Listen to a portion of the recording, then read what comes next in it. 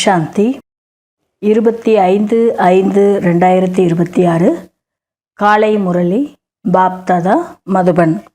பாபா சொல்கிறாங்க, இனிமையான குழந்தைகளே, தன்னைத்தான் கேட்டுக்கொள்ளுங்கள்.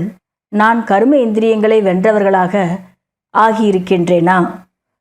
எந்த ஒரு கர்ம இந்திரியமாவது என்னை ஏமாற்றாமல் இருக்கிறதா என்று. கேள்வி: கர்மாதித் ஆவதற்காக குழந்தைகளாகிய நீங்கள் தனக்குத்தானே எந்த ஒரு உறுதிமொழியை எடுத்துக்கொள்ள வேண்டும்? பதில்: தனக்குத்தானே உறுதிமொழி எடுத்துக்கொள்ளுங்கள். எந்த ஒரு கர்ம இந்திரியமும் ஒருபொழுதும் சஞ்சலப்படுத்தவில்லையா? நான் என்னுடைய கர்ம இந்திரியங்களை எனது கட்டுப்பாட்டில் வைத்திருக்க வேண்டும். பாபா என்னென்ன கட்டளைகள் கொடுத்துள்ளாரோ அவற்றை நடைமுறைப்படுத்தியே ஆக வேண்டும். பாபா சொல்லி இருக்கிறார், இனிமையான குழந்தைகளே, கர்மாதீத் ஆக வேண்டும் என்றால் எந்த ஒரு கர்ம இந்திரியம் மூலமாக விகர்மம் செய்யாதீர்கள். மாயா மிகவும் சக்தி வாய்ந்தது. கண்கள் ஏமாற்றக்கூடியவை. அதனால் தன்னை பாதுகாத்து கொள்ள வேண்டும். ஓம் சாந்தி. குழந்தைகளே, ஆத்ம அபிமானி ஆகி அமர்ந்திருக்கிறீர்களா? தன்னைத்தானே கேட்டுக்கொள்ளுங்கள். ஒவ்வொரு விஷயத்திலும் தனக்குத்தானே கேட்க வேண்டியுள்ளது. பாபா யுக்தி சொல்லி இருக்கிறார், தன்னைத்தானே கேட்டுக்கொள்ளுங்கள். ஆத்ம அபிமானி ஆகி அமர்ந்திருக்கின்றேனா என்று. பாபாவை நினைவு செய்கிறேனா? ஏனென்றால் இது உங்களது ஆன்மீக சேனையாகும். அந்த சேனையிலோ எப்பொழுதும் இளைஞர்கள்தான் நியமனம் செய்யப்படுவார்கள். இந்த சேனையில் இளைஞர்கள் 14-15 வயதினர் உள்ளனர் என்றால் 90 வயது முதியவர்களும் கூட உள்ளனர். சிறு குழந்தைகளும் உள்ளனர். இந்த சேனை மாயாவை வெல்வதற்காக உள்ளது. பாபா உலகியல் அந்த மிலிட்ரிக்காரங்களுக்கும் நமக்கும் என்ன வேறுபாடுங்கிறத சொல்லி முடிக்கிறாரு. ஒவ்வொரு கர்ம இந்திரியமும் மிகவும் ஏமாற்றம் தருவதாக உள்ளது. அனைத்தையும் விட முதலில் அதிகமாக ஏமாற்றுவது எந்த கர்ம இந்திரியம்? கண்கள்தான். அனைத்தையும் விட அதிகமாக ஏமாற்றம் தருகின்றது. தன்னுடைய துணைவி இருந்த பொழுதும் அழகான மற்றவர் யாரையாவது பார்த்தால் உடனே கவரப்படுவார்கள். கண்கள் அதிகமாக ஏமாற்றுகின்றன. சிலர் பாடுவதில் திறமசாலியாக இருப்பார்கள். அலங்காரம் நன்றாக இருக்குமென்றால் கண்கள் உடனே சஞ்சலமடைந்துவிடும். அதனால் பாபா சொல்கிறார், இந்த கண்கள் மிகவும் ஏமாற்றம் தருகின்றன.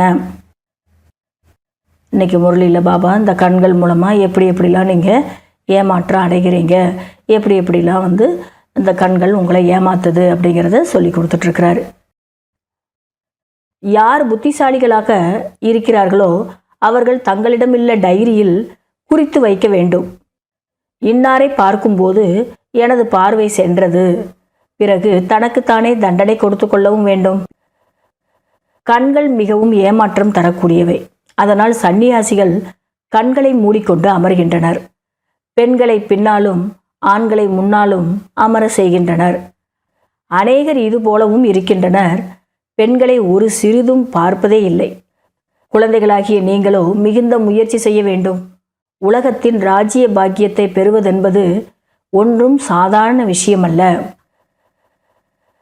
அந்த மனிதர்களோ 10, 12, 20,000, 1,00,000 கோடி என்று சேர்த்து வைப்பார்கள். பிறகு அனைத்துமே அழிந்து போகும்.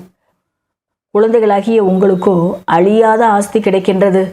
அனைத்து பிராப்திகளும் கிடைத்து விடுகின்றது. எந்த ஒரு பொருளுக்காகவும் கஷ்டப்பட வேண்டிய அவசியமே இல்லை. கலியுக இறுதிக்கும் சத்தியுக ஆரம்பத்திற்கும் இரவு பகலுக்கும் வேறுபாடு உள்ளது. இங்கோ எதுவுமே கிடையாது.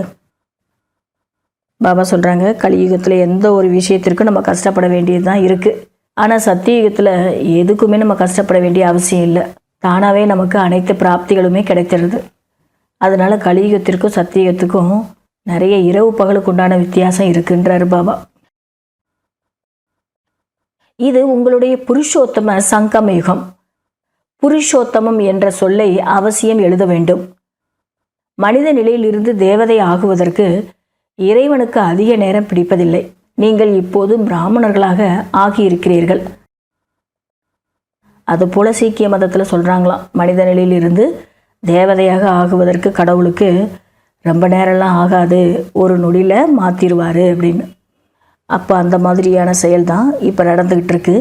இப்போ நீங்கள் எல்லாருமே பிராமணனாக ஆகியிருக்கிறீங்க. பாபா புரிய வைக்கிறார், அதிக முயற்சி செய்ய வேண்டும்.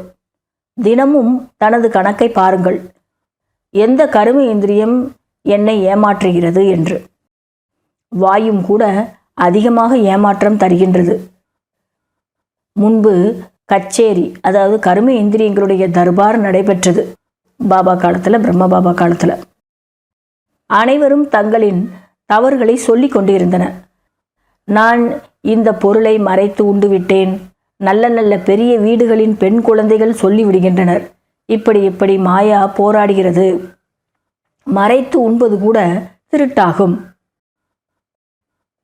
சிவபாபாவின் யஜ்யத்தில் திருடுவது மிகவும் கெட்ட பழக்கம். ஒரு பைசா திருடினாலும் 1,00,000 திருடினாலும் சமமாகி விடுகிறது. மாயா ஒரேடியாக மூக்கை பிடித்து விடுகிறது. இந்த பழக்கம் மிகவும் கெட்டதாகும். கொஞ்சம் திருடினாலும் திருட்டு தான், பல லட்சம் திருடினாலும் திருட்டு தான். அதனால் மாயா இதை போலெல்லாம் நம்மளை ஏமாத்திடுது குழந்தைகளை அப்படின்னு சொல்கிறாரு.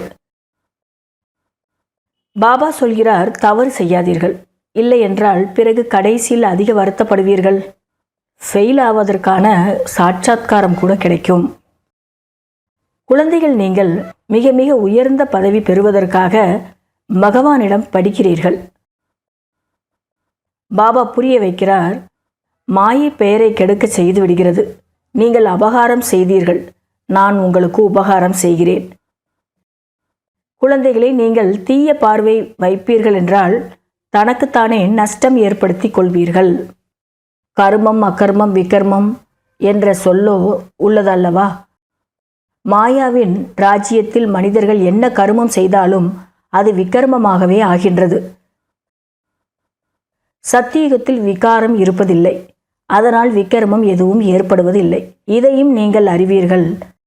ஏனென்றால் உங்களுக்கு ஞானத்தினுடைய 3வது கண் கிடைத்துள்ளது. நீங்கள் தான் திரிநேத்திரி ஆகி இருக்கிறீர்கள். ஆக திரிகாலதரிசி, திரிநேத்திரி ஆக்குபவர் பாபா. நீங்கள் ஆஸ்திகர்கள் ஆகியிருக்கிறீர்கள், அதனால் திரிகாலதர்சி ஆகியிருக்கிறீர்கள். முழு டிராமாவின் ரகசியமும் புத்தியில் உள்ளது. பாபா புரிய வைக்கிறார், மாயா மிகவும் கொடியது. இதன் மீது யுத்தம் நடைபெறுகின்றது. நீங்கள் சிவசக்தி பாண்டவ சேனைகள். நீங்கள் அனைவரும் வழிகாட்டிகள். சாந்திதாமம் மற்றும் சுகதாமத்திற்கான வழியை சொல்கிறீர்கள். நீங்கள் வழிகாட்டிகளாகவும் இருக்கிறீர்கள். பாபா சொல்கிறார், கட்டளைப்படி நடங்கள். பாபா பாபா என சொல்லிக்கொண்டே இருங்கள். பாபாவிடம் இருந்து நான் முழு ஆஸ்தியை பெறுவேன். இப்படிப்பட்ட ஆசிரியர் எங்குமே எப்பொழுதுமே கிடைக்க மாட்டார். பாபா சொல்கிறார், நான் எதை சொன்னாலும் சிவபாபா தான் சொல்கிறார் என புரிந்து கொள்ளுங்கள். இந்த தாதா சொல்கிறார் என புரிந்து கொள்ள வேண்டாம். இவரோ எனது ரதமாகும். இவர் என்ன செய்கிறார்? குழந்தைகளாகிய உங்களுக்கு ராஜ்யத்தை நான் தான் தருகிறேன். இதை சிவபாபா தான் சொல்றாரு. இந்த ரதம், அதாவது பிரம்மா தருவதில்லை. இவரோ முற்றிலும் அனைத்தையும் இழந்தவர். இவரும் கூட பாபாவிடமிருந்து ஆஸ்தியை பெறுகிறார். எப்படி நீங்கள் முயற்சி செய்கிறீர்களோ அதுபோல இவரும் செய்கிறார். இவரும் கூட மாணவ வாழ்க்கையில்தான் இருக்கிறார். இதுவும் ராஜ்யம் ஸ்தாபனையாகி கொண்டு இருக்கிறது. என்னென்ன செய்து கொண்டிருக்கிறார்கள் என்பதை பாபா அறிந்திருக்கிறார். ஒவ்வொருவரின் கணக்கிலிருந்தும் பாபா பதிவுகளிலிருந்து சொல்ல முடியும், இந்த சமயம் இறந்து போனால் என்னவாக ஆவீர்கள் என்று. கர்மாதித்த நிலையை கடைசியில் அனைவரும் நம்பர்வாராக வரிசை கிரமமாக அடைவார்கள். பாபா இனிமேலும் இனிமையான குழந்தைகளுக்கு அடிக்கடி புரிய வைக்கிறார். ஒவ்வொருவருக்கும் இந்த செய்தியை கொடுக்க வேண்டும். சிவபாபா வந்துள்ளார் என்பது எங்களுக்கு எப்படி தெரியும் என்று யாரும் சொல்லிவிடக்கூடாது. நாள் முழுவதும் பாபா பாபா என்றே சொல்லிக் கொண்டிருங்கள். அநேக பெண் குழந்தைகள் அதிகம் நினைவு செய்கின்றனர். சிவபாபா என்று சொல்லும்போதே அநேக குழந்தைகளுக்கு அன்பின் கண்ணீர் வந்துவிடுகின்றது. எப்போது சென்று பாபாவை சந்திப்போம், பார்த்ததே இல்லையே என்று ஏங்குவார்கள், துடித்து கொண்டு உள்ளனர். ஆனால் பார்த்து விட்டவர்கள் பிறகு மதிப்பு அளிப்பதில்லை. அவர்கள் தூரத்தில் இருந்தவாறே கண்ணீர் வடித்தபடி உள்ளனர். அதிசயம் அல்லவா அப்படின்னு சொல்கிறாரு பாபா. பார்க்காதவங்க எப்போ பார்க்க போகிறோம் பாபாவை அப்படி நினச்சிட்டு கண்ணீர் விட்டுக்கிட்டே இருப்பாங்களாம், துடித்துக்கிட்டே இருப்பாங்களாம். ஆனால் நல்லா பார்த்தவங்க, பாபாவை மீட் பண்ணவங்க அந்த அளவுக்கு பாபாவுக்கு மதிப்பு கொடுக்கறதில்ல. எவ்வளோ ஒரு அதிசயமாக இருக்குங்க அப்படின்றாரு பாபா. பாபா சொல்கிறார், குழந்தைகளே, முயற்சியில் மேக்கப் செய்து கொண்டே செல்லுங்கள், குறைவை நிறைவாக்கி கொண்டே செல்லுங்கள். வாய்ப்பு கிடைத்தால் மேக்கப் செய்யுங்கள். வருமானம் எவ்வளவு பெரியது! ஒரு சிலரோ இப்படியும் உள்ளனர். எவ்வளவுதான் புரிய வைத்தாலும் கூட புத்தியில் பதிவதில்லை. பாபா சொல்கிறார், அது போல ஆகக்கூடாது. தனக்குத்தானே முதலில் நன்மை செய்து கொள்ளுங்கள். பாபாவின் ஸ்ரீமதப்படி நடந்து செல்லுங்கள். இந்த பாரதம் எவ்வளவு பெரியது! இந்த செய்தியை ஒவ்வொருவருக்கும் தெரியப்படுத்த வேண்டும். எங்களுக்கு தெரியவே தெரியாது என்று யாருமே சொல்லிவிடக்கூடாது. நீங்கள் சொல்வீர்கள், ஏரோப்ளேனில் இருந்து நோட்டீஸ்களை போட்டோம், செய்தித்தாள்களெல்லாம் வெளியிட்டோம், நீங்கள் தூக்கத்தில் இருந்து விழித்து எழவே இல்லை. இந்த மாதிரி நம்ம நிறைய எல்லா விஷயத்துலேயும் சேவை செய்து முடிச்சிட்டோம்னா நம்மளை யாரும் குறை சொல்ல முடியாது. அவங்க தூங்கிட்டு இருந்தாங்க, அப்போ அது நம்ம தவறில்லை. இதை மாதிரி நம்ம எல்லாருக்குமே சேவை செய்திடணுன்றார் பாபா. இதுவும் காட்டப்பட்டுள்ளது. தூக்கத்தில் இருந்தவங்க, கும்பகர்ண தூக்கத்தில் இருந்து சிலர் விழித்து எழவே இல்லை அப்படின்னும் காட்டியிருக்கிறாங்க சாஸ்திரத்தில். நல்லது. இனிமேலும் இனிமையான தேடி கண்டெடுக்கப்பட்ட செல்ல குழந்தைகளுக்கு தாயும் தந்தையுமாகிய பாப்தாதாவின் அன்பு நினைவுகள் மற்றும் காலை வணக்கம். ஆன்மீக குழந்தைகளுக்கு ஆன்மீக தந்தையின் நமஸ்காரம். கடைபிடிக்க வேண்டிய முக்கியமான சாராம்சம். முதல் பாயிண்ட், தன்னிடம் என்னென்ன கெட்ட பழக்கங்கள் உள்ளனவோ அவற்றை வெளியேற்றுவதற்கு முயற்சி செய்ய வேண்டும். தனது உண்மையிலும் உண்மையான கணக்கு வழக்கை வைக்க வேண்டும்.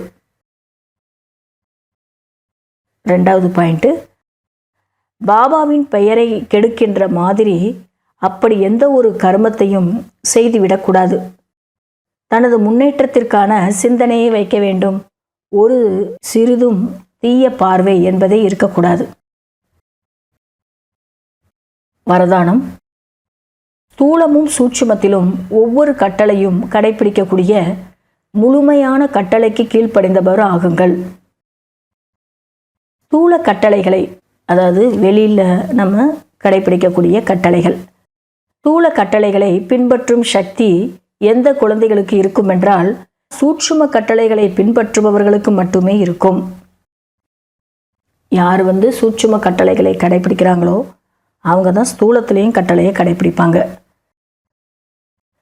சதா நினைவில் இருப்பது மற்றும் மனம் சொல் செயலில் தூய்மையாக இருங்கள். எண்ணத்திலும் கூட அசுத்தம் அல்லது தூய்மையின்மை இருக்கக்கூடாது. ஒருவேளை ஏதேனும் எண்ணங்களில் பழைய அசுத்தமான சம்ஸ்காரங்கள் வந்தால் அது சம்பூர்ண தூய்மை என்று சொல்ல முடியாது. ஆகவே எந்த ஒரு எண்ணமும் கட்டளைக்கு எதிராக இல்லாமல் இருப்பது, அப்பொழுதுதான் முழுமையான கட்டளைக்கு கீழ்ப்படிந்தவர் என்று கூறலாம். ஸ்லோகன், பாபாவை தெரிந்து கொண்டு இதயத்திலிருந்து பாபா என்று கூறுவது இதுதான் மிக பெரிய விசேஷத்தன்மை. பாபாவை தெரிஞ்சுக்கிட்டால் மட்டும் போதாது, மனப்பூர்வமாக பாபான்னு சொல்லணும், உள்ளபூர்வமாக சொல்லணும், இதயத்திலிருந்து அந்த வார்த்தை வரணும். அது கூட மிகப்பெரிய விசேஷத்தன்மை தான். இன்றைய அவ்யக்த சமிக்கை, ஏக்ரஸ் நிலையை உருவாக்க கர்ம யோகியாக ஆகுங்கள். கர்ம யோகியின் முன்னால் எப்படிப்பட்டவராக யாரேனும் வந்தாலும் அவர் எப்பொழுதும் இயல்பாகவே விடுபட்டவராகவும் அன்பானவராகவும் இருப்பார்கள். இவருக்கு நாடகத்தில் இந்த நடிப்பு என்று ஞானத்தின் மூலம் அவர் புரிந்து கொள்வார். அவர் நல்லதை நல்லது என்று புரிந்து கொண்டு சாட்சியாக பார்ப்பார்.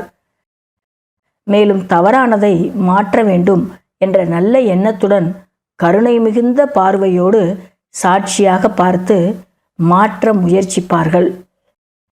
இதுதான் ஏக்ரஸ் நிலையை உருவாக்கும் சாதனமாகும்.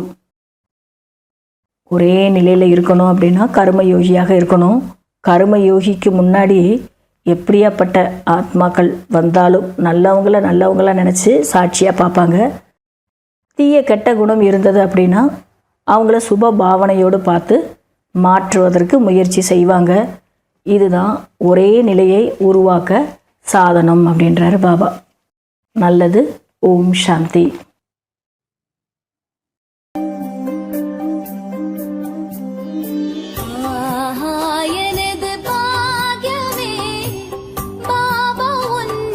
கிடைத்ததே எனது பாக்கியமே, பாபா உன் அன்பு கிடைத்ததே. கடலே கடலே உன்னிடம் உன்னிடம், கடலே கடலே உன்னிடம் உன்னிடம் ஒரு துளி அடைந்ததே. புதிய வாழ்வு மலர்ந்ததே. எனது பாக்கியமே, பாபா உன் அன்பு கிடைத்ததே.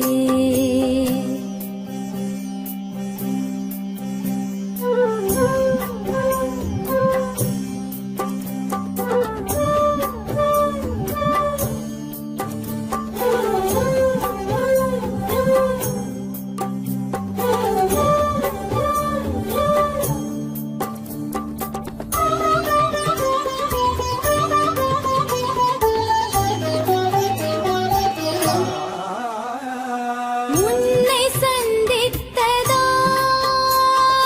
வாழ்க்கையில் பரமானந்தம் அடைந்தேனே.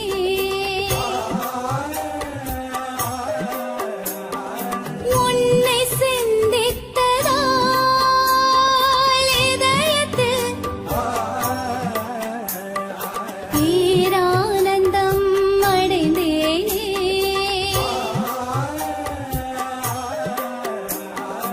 அன்பின் தீபம் நீ ஏற்றினாய், ஒளியானதே என் வாழ்க்கையே. கடலே கடலே